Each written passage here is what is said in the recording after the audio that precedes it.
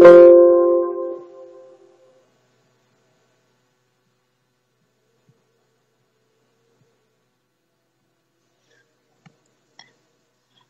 warahmatullahi wabarakatuh. Jadi ini minggu sih, hari-hari menjelang UAS ya. Ya, aku mau ngebahas sedikit latihan soal sih, merangkum TM1 sampai TM7, tapi TM 4, 5, 6-nya itu karena itu kebanyakan katanya tuh ABC, jadi aku ngebahas gitu. Jadi aku ada soal, kebanyakan soal dari dosen aku. TM1 dulu ya. Jadi TM1 itu membahas tentang analisis project cash flow. Nah, yang nomor 1 dulu. Mana yang merupakan initial investment cost gitu kan. Nah, jadi dalam investasi modal itu tuh ada 3 kategori. Yang pertama itu initial investment, yang kedua itu adalah operating period, terus yang ketiga itu adalah terminal period gitu. Nah, gampangnya itu kalau investment period itu tuh kayak belanja modal gitu loh. Nah, kalau misalnya operating period tuh kayak belanja barang kayak gitu. Nah, terus ini tuh mana yang merupakan initial investment cost. Nah, kita analisis ya. Jadi untuk biaya investment cost itu tuh kayak full costing gitu loh. Jadi jawabannya itu C, cost of equipment. Jadi beli equipment ya. Terus biaya instalasi itu biaya pemasangannya, terus sama pengirimannya equipment ini gitu. Nah, kalau yang A ini salah karena ada sales tax-nya ya. Terus kalau yang B ini salah karena ada itunya, pajak juga. Terus yang D ini salah karena ada biaya balik modal investasi ini juga nggak termasuk karena dia masuk ke terminal period kayak gitu. Terus yang kedua, perlukan menghitung biaya bunga dan pembiayaan lainnya dalam forecasting cash flow. Nah, jawabannya ini tidak perlu karena dalam perhitungan pembayaran bunga dan pembiayaan lainnya itu sudah termasuk dalam modal yang diskontekan. Kalau misalnya teman-teman itu kalau hitung project cash flow ini mempertimbangkan bunga, nah nanti dia akan double accounting. Soalnya kalau ada soal gitu, itu tuh udah yang diketahui cash flow-nya itu tuh udah termasuk bunganya gitu loh. Yang ketiga, 401 company akan membeli truk seharga $230.000 dengan masa manfaat 4 tahun dan nilai sisa atau sales value $15.000. Untuk tahun ke-1 sampai ke-3 digunakan metode straight line method. Lalu manajer memutuskan untuk mengevaluasi dan ternyata umur truk itu diperkirakan masih 2 tahun lagi. Nah, berapa depresiasi 2 tahun terakhir? Coretannya ada di samping ini. Sebentar. Oke. Jadi diketahui tadi kan cost of equipment-nya 230.000. Ada nilai sisa 15.000. Terus masa manfaatnya 4 tahun gitu ya. Nah, terus selama 4 tahun ini di pertengahan tahun dievaluasi. Ternyata masih tersisa 2 tahun gitu ya masa manfaatnya. Kita pakai rumus metode straight line method, yaitu annual depreciation expense, yaitu cost of equipment ditambah shipping plus instalasi expense dikurangi expected salvage value dibagi masa manfaat dari si equipment tadi. Nah, kenapa ini cost ditambah shipping tambah instalasi ya? Karena dia itu tuh full costing ya, jadi semuanya seperti itu. Kalau misalnya di sini ada biaya perbaikan pada saat pemasangan equipment-nya itu juga dihitung. Nah, jadi langsung aja kita masukin. Jadi cost-nya tadi kan 230.000 ditambah dikurangin salvage value berhubung di sini nggak ada shipping sama instalasi atau lain-lain, langsung aja dikurang sama salvage value terus dibagi 4 tahun. Jadi biayanya itu 53.950 USD per tahun, annual depreciation expense ketika belum ada evaluasi. Terus selama 3 tahun pertama itu sudah terdepresiasi 161.250 karena ini dapatnya 253.750 dikali 3 tahun. Nah, sehingga nilai sisanya pada tahun terakhir itu masih 68 itu dapat dari 230.000 dikurangin depresiasi expense-nya 161.250, jadi 68.750. Setelah dievaluasi diperkirakan masa manfaat masih 2 tahun lagi, sehingga nilai depresiasinya itu adalah nilai sisa dibagi 2 tahun. Jadi jawabannya adalah 34375. Yang C. Oke, lanjut lagi.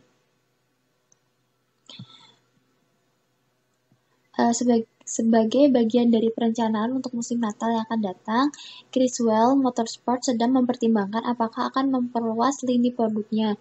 Memperluas lini produk itu namanya diversifikasi produk itu ya, menambah keanekaragaman macam produk yang dijual gitu ya. Dan ini dari skateboard untuk memasukkan skateboard bertenaga gas.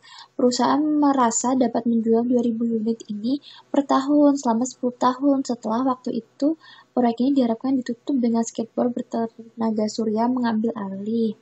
Setiap skateboard bertenaga gas akan memiliki biaya variabel 40 dan dijual seharga 200. Biaya tetap tahunan yang terkait dengan produksi akan menjadi 160.000. Selain itu, akan ada pengeluaran awal, yaitu expenditure yang awal itu 450.000 di tahun pertama yang terkait dengan pembelian peralatan produksi baru. Diasumsikan bahwa ini pakai metode straight line yang disederhanakan akan digunakan untuk mendepresiasi pengeluaran awal ini hingga 0 selama 10 tahun. Jadi nggak ada nilai sisanya gitu ya alatnya ini. Proyek ini juga memerlukan investasi awal 1 kali sebesar 50.000 dalam modal kerja bersih yang terkait dengan persediaan dan investasi modal kerja ini akan diperoleh kembali saat proyek ditutup. Akhirnya tarif pajak marginal perusahaan adalah 34%. Nah, ini ada pertanyaan, coba kita identifikasi yang diketahui apa aja. Jadi si skateboard tadi, perusahaan tuh menjual skateboard tuh 2.000 unit per tahunnya. Nah, selama 10 tahun, COGS-nya itu biaya variabelnya 40, sedangkan biaya tetapnya 160.000. Terus dijual dari biaya produksi ini tadi, perusahaan memutuskan untuk menjual dengan harga 200. Tapi pada saat produksi itu memerlukan pembelian alat 450.000 dan investasi awal sebesar 50.000 gitu kan. Terus pajak yang ditentukan marginalnya adalah 34% gitu. Terus yang pertama ditanyain apa tadi ya? Ditanyain berapa pengeluaran kas awal yang terkait dengan proyek ini. Oke, pengeluaran kas awal yang terkait dengan proyek ini. Capital expenditure adalah istilah yang digunakan untuk merujuk pada uang tunai yang dikeluarkan perusahaan untuk membeli aset tetap ditambah dengan net NOWC ya, NOWC yang pernah kita pelajari. Oke, kita lihat. Jadi kan T-nya 0, maksudnya pembelian pertama gitu kan. Nah, pembelian alat produksinya itu 450.000, investasi awalnya 50.000, sehingga NOWC-nya itu 500.000. Jadi kayak total waktu beli asetnya ditambah kayak net operating working capital. Jadi kan tadi capital ada yang dikeluarkan gitu ya sebesar 50.000. Jadi dia itu total expenditure buat kegiatan perusahaan itu ada 500.000 gitu. Terus analisanya adalah arus kas di tahun pertama untuk proyek skateboard bertenaga gas akan bernilai sebesar 500.000, akan menghabiskan expenditure sebesar 500.000 gitu. Terus yang kedua ini pertanyaannya adalah berapa arus kas bersih tahunan yang terkait dengan proyek ini untuk 1 sampai tahun 9 ya. Kita pakai rumus operating cash flow ini sama dengan NOPAT, net operating income atau profit dikurangi pajaknya terus ditambah depresiasi expense.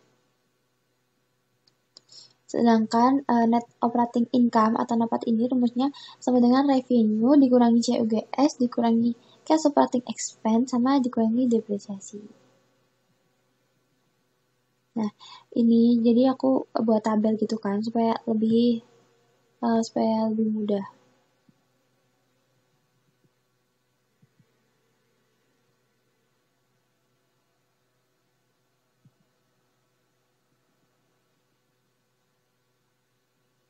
Oke, ini ya. C kan tadi ya, maaf. Kok C sih? Oh, B. Eh,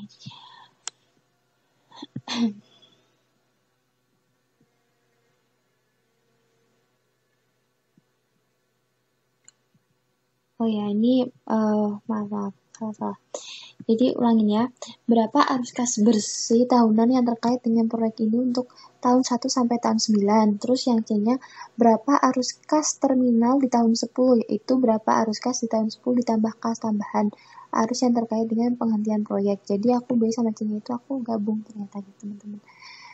Ini, jadi dibuat gini aja, tadi kan revenue 400.000. Ini dapat dari yang 2000 tadi dikali 200 ya, jadinya 400.000. Nah, habis itu ini di tahun pertama dulu, ini yang diketahui COGS-nya 80.000. Itu tadi yang produksinya tadi kan 40 biaya variabel dan biaya tetapnya, fixed cost-nya.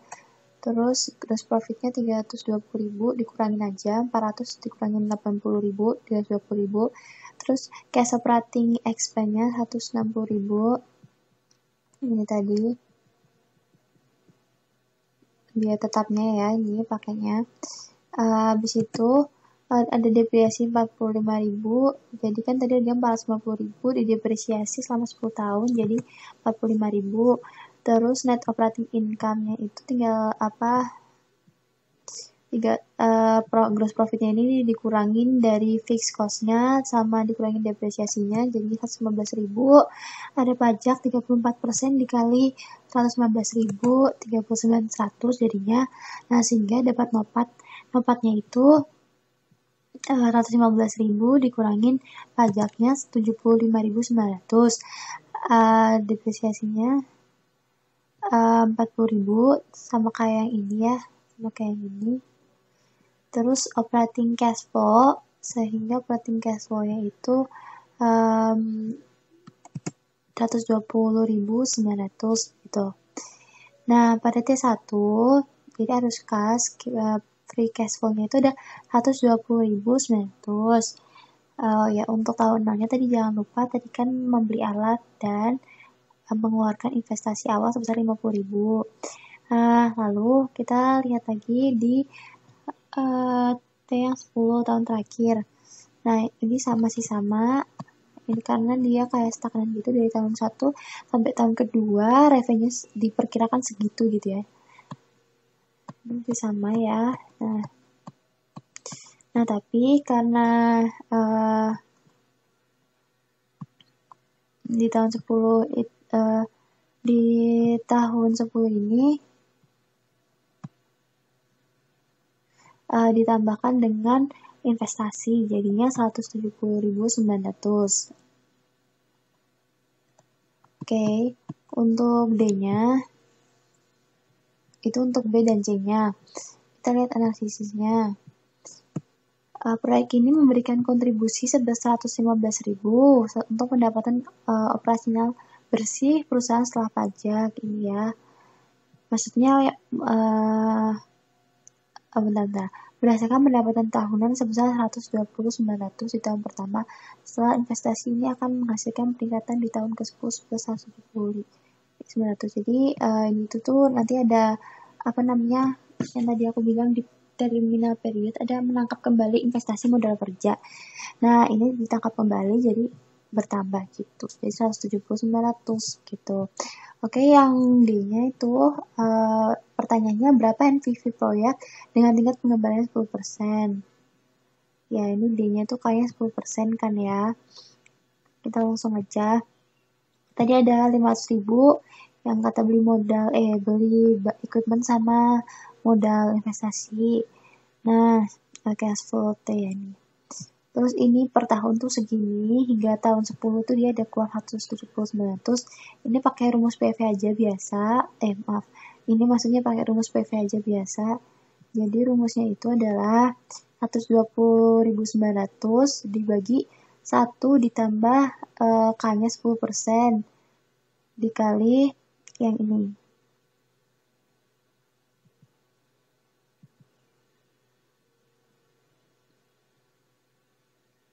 Oh, dipangkat maksudnya. Dipangkat karena tahun pertama pangkat 1 ya. Jadinya 109.900. Nah, ini sama ke bawah. Nah, terus kita pakai rumus aja sum NPV-nya ini. Di sum semuanya, ini juga ikut di sum ya. Nah, dengan tingkat pengembalian yang diharapkan itu ke 10%, maka NPV itu 262.155.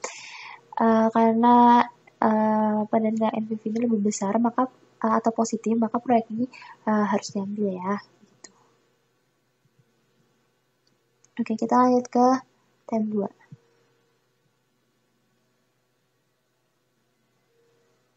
Oke, kita lihat soalnya ya. Komposisi fixed cost Baker Hagi itu 100.000. Terus ada NOI-nya, total operating income 30.000. Kita harus menghitung degree operation leverage Baker Hagi. Jadi leverage itu kayak utang gitu kan ya. Dengan peningkatan dan penurunan penjualan 20% terhadap perubahan NOI. Oke, yang kita ketahui tadi fixnya 100.000, habis itu ada NOI-nya 30.000, terus ada change in sale-nya 20% maksudnya. Jadi berapa degree operation leverage-nya? Oke, jadi rumusnya adalah degree operation leverage itu adalah 1 ditambah ini ya, fixed cost dibagi NOI-nya. Nah, ini 1 ditambah dalam kurung 100.000 dibagi 30.000 sama dengan 1 ditambah 3,33 sama dengan ininya degree operation leverage-nya 4,33. Nah, karena tadi disebutkan di sini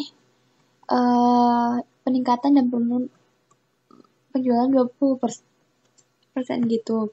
Nah, ketika ada kenaikan dari sinoi-nya, maka dongnya ini adalah persen kenaikan dari NOI dibagi persen perubahan dari salesnya gitu ya.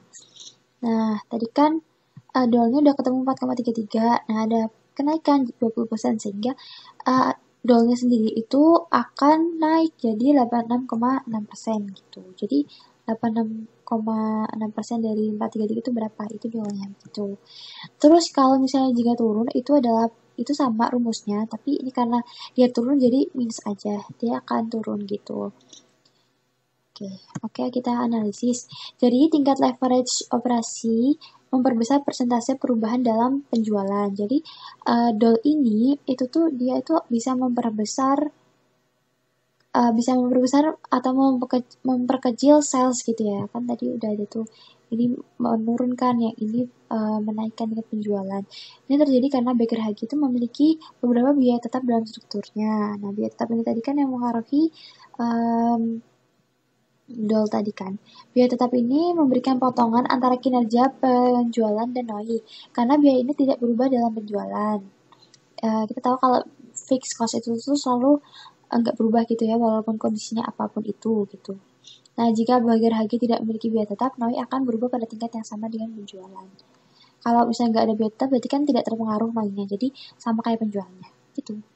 Oke, lanjut ke TM3. TM3 ini tuh kita membahas apa ya kemarin tuh, sebentar aku cek dulu. Oh, cost of capital ya, the cost of capital. Yang WACC itu, yang rata-rata timbang operasi struktur modal perusahaan, kalau nggak salah. Oke, kita langsung aja ke soalnya. Hitung biaya modal untuk masing-masing sumber pembiayaan berikut ya. Yang pertama, obligasi yang memiliki nilai nominal 1.000 dan tingkat bunga kontrak atau coupon rate-nya sebesar 11%. Ada pembayaran bunga atau payment PT ya, PMT maksudnya 55.000 dan dibayar setengah tahunan. Jadi dia itu pakai bukan annually, tapi pakai semi annually ya, karena setengah tahunan. Obligasi tersebut memiliki nilai pasar market value-nya itu 1000 dan akan jatuh tempo 20 tahun. Sedangkan pajaknya 30%. Nah, langsung aja kita picture the problem. Jadi kalau misalnya mengajarkan soal, kalau di kelas gitu tuh kalau bisa kayak diketahui atau picture the problem itu ditulis terus ada rumusnya, ada rumusnya, ada caranya, habis itu ada analisisnya teman-teman. Jadi itu nilainya bisa tinggi sih kalau di kelas kalian beda, sesuaiin aja ya. Oke, jadi picture the problem atau yang diketahui kan ini annually ya. 1000 nih Kak, PV-nya itu pakai rumus yang biasa itu, yang red, amper, MP, MT gitu-gitu. Nah, PV-nya jadi kita masukin aja nih ya. Rate-nya tadi kan 11%. Terus ampernya itu berapa tahun ya tadi ya? 20 ya, 20. Terus bentar. Oh ya, sama ya. Ya untuk PV itu kan pasti selalu sama ya, walaupun annually atau semi annually. Nah, ulang deh. Jadi ini PV nilai pada saat di kesepakatan itu 1000 gitu ya. Maksudnya pada saat itu nilainya 1000. Nah, ini PV-nya nanti dihitung. Rate-nya 11%, PMT-nya tuh ada tadi yang dibayarkan 55. Terus VV itu tuh pakai yang nilai pasar 1000 juga. Terus 20 tahun karena obligasinya itu ada pajaknya 30%. Nah, semi annual ini semi annually ya kan ya. Ini tuh harusnya minus sih. Oke, semi annually PV-nya tetap sama. Ini kita hitung tadi. Maaf. Samain ini. Rate-nya 0. Ini dapat bukan 0 salah nih. Sebentar, ini kan dibagi 2 kan. Ini harusnya jadi persen aja. Ya, oke, gitu. Ini rate-nya 11% dibagi 2, 5,5%. Terus PMT-nya ini juga dibagi 2 ya. Jadi 27,5, VV-nya masih sama, ini dikalikan 2 N-nya. Oke, terus nah ini menghitungnya, ini kan sama ya, tapi kita pakai yang semi annually PV-nya. Jadi 5,5% untuk rate-nya, terus amper-nya 40, PMT-nya 27,5 dan PMT-nya min 1000, lalu VV-nya itu ada 1000, sehingga nilainya itu adalah 558,73 PV-nya. Nah, karena ada teks tadi kan, jadi maaf, ini kita cari rate untuk yang sudahnya ya. Nah, ini pakai rumus biasa aja juga. Pakai rumus ini, ampernya kita masukin 40, terus PMT-nya 27,5, PP-nya kita masukin ini minimal 58,73, terus CV-nya kita masukin 1000 ya. Jadi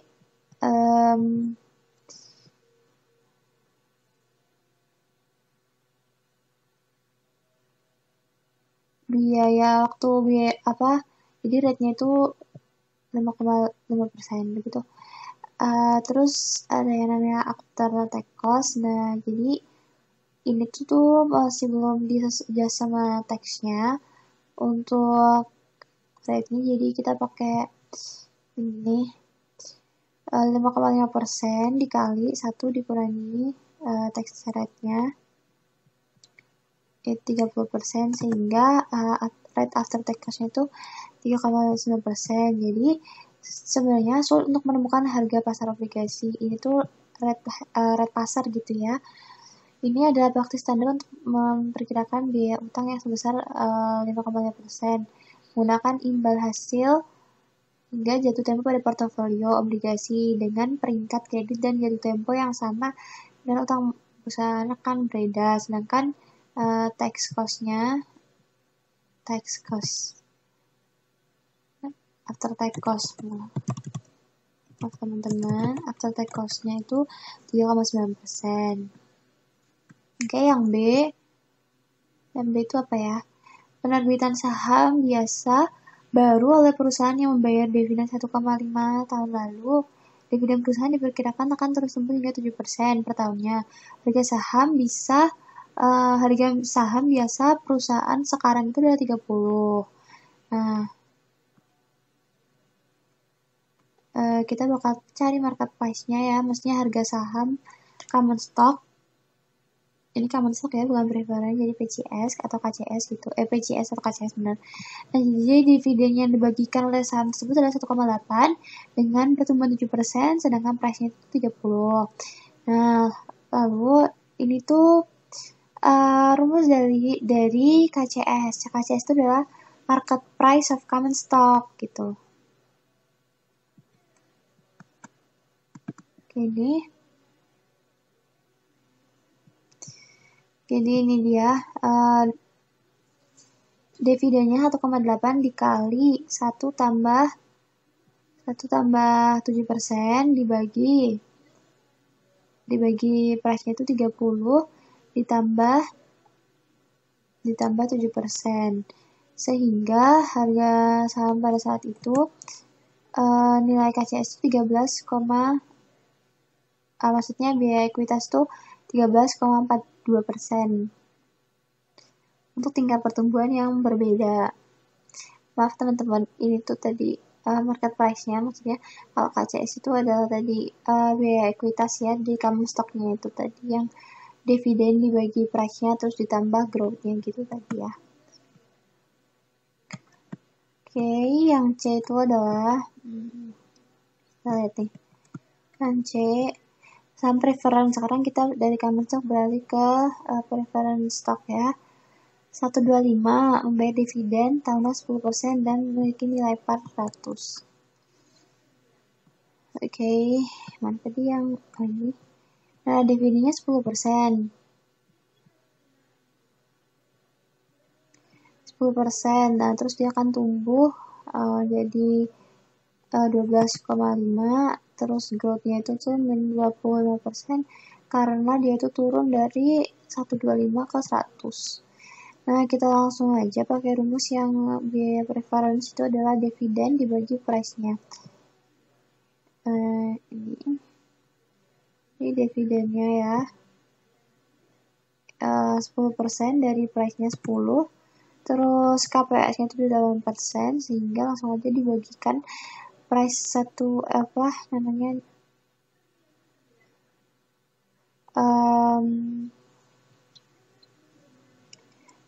dibagi dengan 125, sehingga biaya ekuitasnya 8% untuk kalau misalnya dia mau mengeluarkan struktur modal itu dari si preference, dia akan ada biaya ekuitas sebesar 8%.